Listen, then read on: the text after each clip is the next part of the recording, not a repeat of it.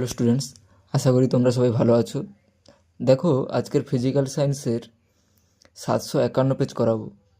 তো প্রথমেই দেখে নাও এমসিকিউগুলো কী আছে। দেখো, নিচের কোন গ্যাসটি ওজোন স্তরে ওজোন ক্ষয়ে সহায়তা করে না? তাহলে কোন গ্যাসটি সহায়তা করে না বলো তো? CO2 সহায়তা করে না। ঠিক আছে, CO2 গ্যাস ওজোন স্তর ক্ষয়ে সহায়তা করে না। তাহলে অপশান ডি সঠিক উত্তর। দুয়েরটা কি বলছে? স্থির উষ্ণতায় নির্দিষ্ট ভরের গ্যাসের ক্ষেত্রে ঘনত্ব ও চাপের সম্পর্কটি হলো, তাহলে সঠিক উত্তর কোনটি? পি সমানুপাতিক ডি। এর অপশানটা পি সমানুপাতিক ডি। তিনেরটা কি বলছে? দেখো, একটি আদর্শ গ্যাসের প্রতি একক আয়তনে মোল সংখ্যা হলো কত? তাহলে দেখো, এটা সঠিক উত্তর হচ্ছে P/RT, অপশান ডি। কারণ দেখো, আমরা কি জানি আদর্শ গ্যাসের সমীকরণ কি? পিভি সমান এনআরটি। সেখান থেকে N/V সমান কী পাবো? P/RT। তাই জন্য সঠিক উত্তর হচ্ছে P/RT। চারটা দেখো, লোহার দৈর্ঘ্য প্রসারণ গুণাঙ্ক 12 × 10⁻⁶ পার ডিগ্রি সি হলে আয়তন প্রসারণ গুণাঙ্ক কত হবে? তাহলে দেখো, আয়তন প্রসারণ গুণাঙ্ক কী হয়? 3 × আলফা। সেক্ষেত্রে সঠিক উত্তর হচ্ছে option B, 36 × 10⁻⁶ per degree C. বুঝতে পেরেছো তোমরা? আচ্ছা, তারপরে দেখো পাঁচটা দেখো, দন্ত চিকিৎসকগণ ব্যবহার করেন কোন লেন্স না দর্পণ? সঠিক উত্তর কী বলো তো? অবতল দর্পণ ব্যবহার করে। দন্ত চিকিৎসায় অবতল দর্পণ ব্যবহৃত হয়। তাহলে সঠিক উত্তর অপশান সি। ছয়টা কী বলছে? দেখো, সমবাহু প্রিজমে আপতন কোণ 50 ডিগ্রি, নির্গমন কোণ 40 ডিগ্রি হলে চ্যুতি কোণ হবে কত? তাহলে দেখো, চ্যুতি কোণের রাশিমালা কি? প্রিজমের ক্ষেত্রে ডেল্টা সমান I1 I2 - A। এক্ষেত্রে I1টা হচ্ছে কি তোমার আপতন কোণ, I2 নির্গমন কোণ, আর -Aটা হচ্ছে তোমার প্রিজমের ওই বাহুর ত্রিভুজের যে কোণ সেইটা। তাহলে এক্ষেত্রে 50 ডিগ্রি প্লাস 40 ডিগ্রি মাইনাস সমবাহু প্রিজম হয় -60 ডিগ্রি, 90 ডিগ্রি -60 ডিগ্রি, সঠিক উত্তর হচ্ছে 30 ডিগ্রি। তাহলে চ্যুতির মান হচ্ছে 30 ডিগ্রি। তাহলে সঠিক উত্তর দেখো কোনটা? Option C.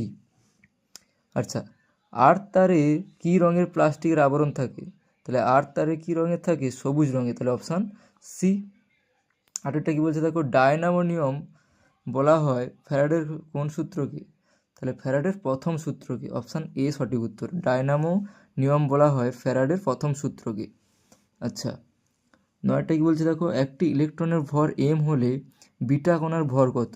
তাহলে বিটা কণার ভর ইলেকট্রনের ভরের সমান। তাহলে ইলেকট্রনের ভর যদি এম হয়, বিটা কণার ভর হবে এম। তাহলে অপশান এ। দশেরটা কী বলছে? দেখো, প্রদত্ত কোন মৌলজোটটি নিক্টোজেন গ্রুপের অন্তর্গত? তাহলে নিক্টোজেনে কে কে থাকে? নাইট্রোজেন, ফসফরাস, মানে অপশান এ সঠিক উত্তর। 11টা কি? দেখো, প্রদত্ত কোন যৌগটি গঠনের ক্ষেত্রে অষ্টক নীতি মানা হয় না? তাহলে অষ্টক সূত্র মানা হয় না এক্ষেত্রে কোনটি? LiH। দেখো, এই দুজনের অষ্টক পূর্তি হচ্ছে না, তাই জন্য অষ্টক নীতি মানা হয় না। আচ্ছা, তড়িৎ বিশ্লেষণে বা তড়িৎ বিশ্লেষণ প্রক্রিয়ায় ক্যাথোডে কোন বিক্রিয়া ঘটে? ক্যাথোডে ঘটে বিজারণ। তাহলে অপশান বি।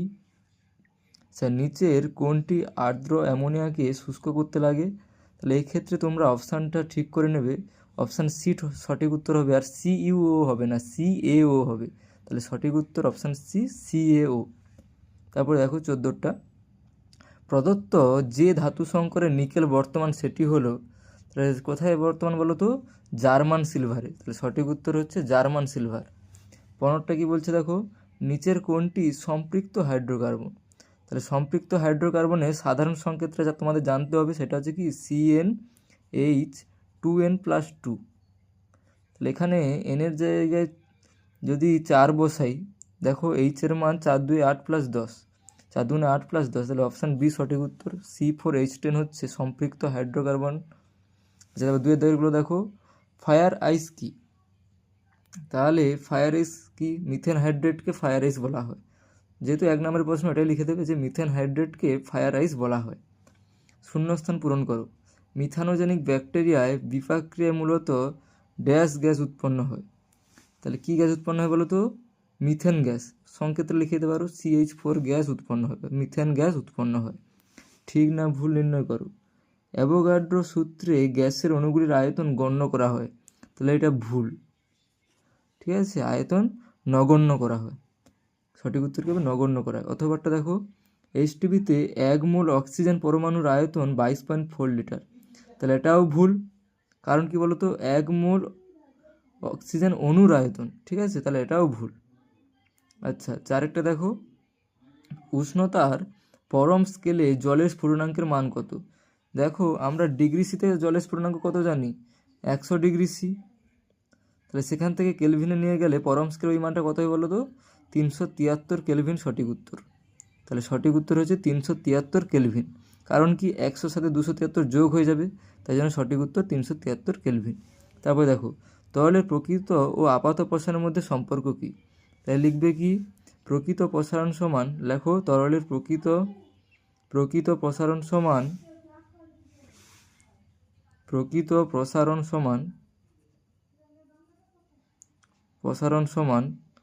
আপাত প্রসারণ, তরলের আপাত প্রসারণ প্লাস পাত্রের প্রসারণ। তা লিখে নাও, তরলের প্রকৃত প্রসারণ সমান তরলের আপাত প্রসারণ প্লাস পাত্রের প্রসারণ। আচ্ছা, তারপরে দেখো, কোন ধরনের লেন্স দ্বারা হ্রস্বদৃষ্টির প্রতিকার করা হয়? তাহলে এটা হচ্ছে কি, সঠিক উত্তর অবতল লেন্স। লিখে নাও তোমরা, অবতল লেন্স। আচ্ছা, তারপরে দেখো, সূর্যালোকে গাছের পাতা সবুজ দেখায় কেন? কারণ কি, পাতা সবুজ আলো প্রতিফলন করে, বা সবুজ আলোর প্রতিফলনের জন্য। এটা লিখে নাও যে সবুজ আলোর প্রতিফলনের জন্য। আচ্ছা, হলুদ বর্ণের পরিপূরক বর্ণটি কি? দেখো, হলুদ বর্ণের পরিপূরক বর্ণটি হচ্ছে নীল। লিখে নাও, হলুদ বর্ণের পরিপূরক বর্ণটি হচ্ছে নীল। তারপর দেখো, 3 পিন প্লাগে লম্বা ও মোটা পিনটি কি নির্দেশ করে? তাহলে এক্ষেত্রে তোমরা কি বলো তো, ওই মোটা পিনটি কি নির্দেশ করে? আর্থিং নির্দেশ করে। ওটা হচ্ছে কি, আর্থিং তার। তাহলে লিখে নাও, আর্থিং নির্দেশ করে। তারপরে দেখো 2 দাগের 9 দেখো, ওয়াট সমান ভোল্ট ইন্টু ড্যাশ। তাহলে ওয়াট সমান ভোল্ট ইন্টু অ্যাম্পিয়ার। সঠিক উত্তর হবে কি, অ্যাম্পিয়ার। লিখে নাও, ভোল্ট ইন্টু অ্যাম্পিয়ার হবে। আচ্ছা, কারণ কি বলো তো, আমরা তড়িৎ ক্ষমতা পি সমান কি জানি? V into I. সেক্ষেত্রে পির একক হচ্ছে ওয়াট, ভির একক ভোল্ট, আর আইর একক কী হবে? অ্যাম্পিয়ার। সে 10এরটা কি বলছে দেখো, নিউক্লিয় সংযোজনে যে শক্তি মুক্ত হয় তার উৎস কি? তাহলে কী হবে? উৎসটি কী হবে? ভর ত্রুটি, নিউক্লিয়াসের ভর ত্রুটি। লিখে নাও, নিউক্লিয়াসের ভর ত্রুটি। 2টি ড্যাশের সংযোজনের ফলে একটি হিলিয়াম আইসোটোপ He32 ও একটি নিউট্রন উৎপন্ন হয়। তাহলে 2টি কিসের সংযোজনের ফলে বলো তো? ডয়টেরিয়ামে, যার সংকেত লিখে দিচ্ছি H21। তাহলে 2টি ডয়টেরিয়ামের সংযোজনে, এটার নাম কি? ডয়টেরিয়াম। H21 এর সংযোজনের ফলে। আচ্ছা, বাম স্তম্ভ ডান স্তম্ভ মেলাও। প্রথমে বলছে কি, একটি ক্ষারীয় মৃত্তিকা মৌল কি হবে? তাহলে ক্ষারীয় মৃত্তিকা মৌল কোনটি এখানে? CaMg, magnesium. দ্বিতীয় পর্যায়ে সর্বাধিক জারণধর্মী মৌলটি হচ্ছে F, ফ্লুরিন। তাহলে এটা হবে কি? সোজাসুজি হবে। আচ্ছা, তারপরে দেখো, রেড হেমাটাইট কি হবে? Fe, লোহার আকরিক। একটি ধাতু যেটিকে অক্সাইডের বিজারণ পদ্ধতিতে পাওয়া যায় সেটা হচ্ছে কি? জিঙ্ক। তারপরে দেখো, কি ধরনের যৌগে সমবায়িতা দেখা যায়? তাহলে এটা সঠিক উত্তর কী হবে? জৈব যৌগে। লিখে নাও, জৈব যৌগে। সঠিক উত্তর হচ্ছে কি? জৈব যৌগের সমবায়িতা দেখা যায়। ঠিক আছে। আচ্ছা, তড়িৎ বিশ্লেষণ পদ্ধতিতে নিষ্কাশন করা হয় এমন একটি ধাতুর নাম লেখো। তাহলে সেটা হচ্ছে কি? অ্যালুমিনিয়াম। লিখে নাও, অ্যালুমিনিয়াম। তড়িৎ বিশ্লেষণ পদ্ধতিতে নিষ্কাশন করা হয় অ্যালুমিনিয়াম। ড্যাশ প্রবাহে তড়িৎ ব্যবহার করলে তড়িৎ বিশ্লেষণ ঘটে না। তাহলে এটা কী হবে? পরিবর্তী প্রবাহের। যেটা হচ্ছে এসি বলা হয়, তাকে লিখতে পারো কি? পরিবর্তী প্রবাহের তড়িৎ ব্যবহার করলে তড়িৎ বিশ্লেষণ ঘটে না। H2S এর জলীয় দ্রবণে ফেনোলিফথেলিন দিলে দ্রবণের বর্ণ কী হবে? বর্ণহীন হবে। লিখে নাও, বর্ণহীন হবে। কারণ H2S হচ্ছে কি? আম্লিক, মৃদু আম্লিক, তাই জন্য এটি বর্ণহীন হবে। আচ্ছা, অথবা দেখো, হেবার পদ্ধতিতে NH3 গ্যাস তৈরিতে মলিবডেনাম চূর্ণের ভূমিকা কী? দেখো, এখানে মলিবডিনাম সহায়ক প্রভাবক হিসেবে কাজ করে।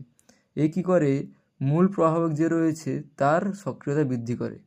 তাহলে কি লিখবে, সহায়ক প্রভাবক হিসেবে কাজ করে এবং এটি প্রভাবকের সক্রিয়তা বৃদ্ধি করে।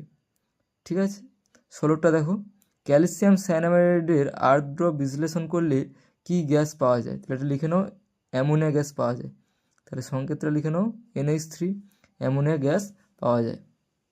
টেবলনের মনোমারের নাম কি? তাহলে তার আগেও হয়ে গেছে, লিখে নাও টেট্রাফ্লুরো ইথিলিন। তাহলে লিখে নাও টেট্রাফ্লুরো ইথিলিন। আচ্ছা, তারপরে দেখো মিথেন অণুতে HCH কোণের মান কত? তাহলে এটা কত, 109 ডিগ্রি 28 মিনিট।